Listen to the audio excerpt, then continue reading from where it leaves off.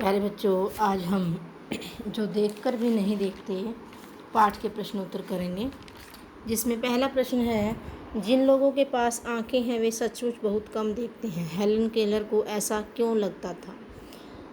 ये हमने पाठ में पढ़ा था ध्यान से। हेलन केलर के अनुसार जिन लोगों के पास आंखें होती हैं वे लोग अपने आसपास के वातावरण को ध्यान से बहुत कम देखते हैं। ऐसा वो इसलिए सोचती थी क्योंकि जब भी वे कहीं घूमकर आए अपने मित्रों से यह पूछती थी कि उन्होंने घूमते हुए क्या देखा, तो उनके मित्रों का जवाब होता था कुछ खास नहीं देखा है।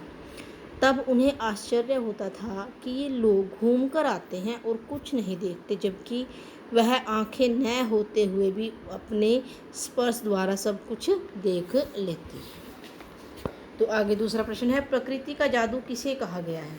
प्रकृति का जादू पेड़ों की घुरदरी, चिकनी छाल, वसंत में खिली हुई कलियां, फूलों की पंखुड़ियों की मखमली सतह, टहनी को हिलने से या हिलाने से पैदा हुआ चिड़ियों के मधुर गुंजन आदि को कहा गया है। आगे तीसरा प्रश्न है, कुछ खास तो नहीं। हेलन की मित्र ने यह जवाब किस मौके पर दिया और यह सुनकर हेलन को आश्चर्य क्यों नहीं हुआ? तो इस प्रश्न का उत्तर होगा हेलन को आश्चर्य क्यों हुआ। हेलन की मित्र थी जो जंगल की सैर करके आई थी। हेलन केलर जब उससे मिली तो उसने अपने मित्र से पूछा कि उन्होंने जंगल में क्या क्या देखा था। तो मित्र ने जवाब दिया कुछ खास नहीं।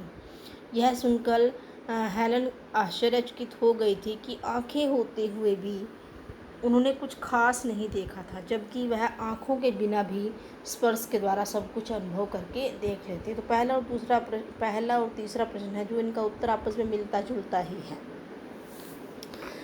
आगे चौथा प्रश्न है, हेलन केलर प्रकृति की किन चीज़ों को छूकर सुनकर पहचान लेती थी?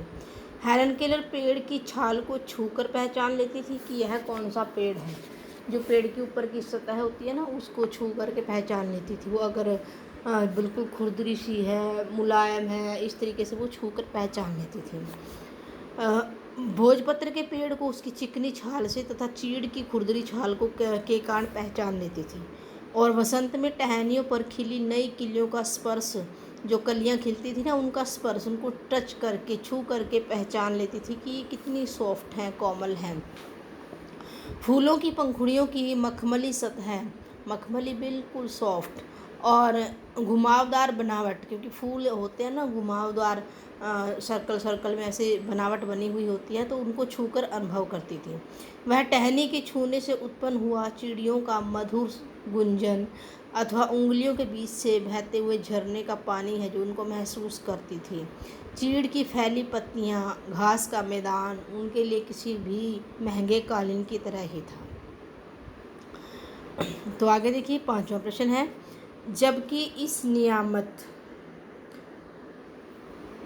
से जिंदगी को खुशियों के इंद्रधनुषी रंग से भरा भरा किया जा सकता है, तुम्हारी नज़र में इसका क्या अर्थ हो सकता है? इस पंक्ति का क्या अर्थ हो सकता है? तो जबकि इस नियामत से ज़िंदगी को खुशियों के इंद्रधनुषी रंगों से हरा भरा किया जा सकता है, इस कथन का अभिप्राय यह है कि आँखें ईश्वर के द्वारा दिया हुआ अनमोल भेंट है, एक दिया हुआ अनमोल गिफ्ट है, भेंट है, जो हमारी ज़िंदगी में इंद्रधनुषी रंग भर देती है। इंद्रधनुषी इसलिए कहा जाता है, जिस प्रकार इंद्रधनुष में 7 रंग होते हैं, उसी प्रकार हमारी आँखें अगर हैं तो हम विभिन्न विभिन्न प्रकार के रंगों को देख सकते हैं। हम अपने चारों ओर फैली प्रकृति में कई तरह की खुशियाँ देख सकते हैं। तो इसलिए हेलन केलर ने ऐसा कहा है। तो ये प्रश्न समझ में आ गए होंगे, तो इनको ध्यान से पढ़ लेना, समझ लेना। इनमें जो दूसरा प्रश्न है ये वेरी वेरी इंपॉर्टेंट है। और इसके बाद पांचवा प्रश्न है, ये भी पेपर में कई बार पूछे जाते हैं। तो स्वस्थ रहें बच्चे, मस्त रहें।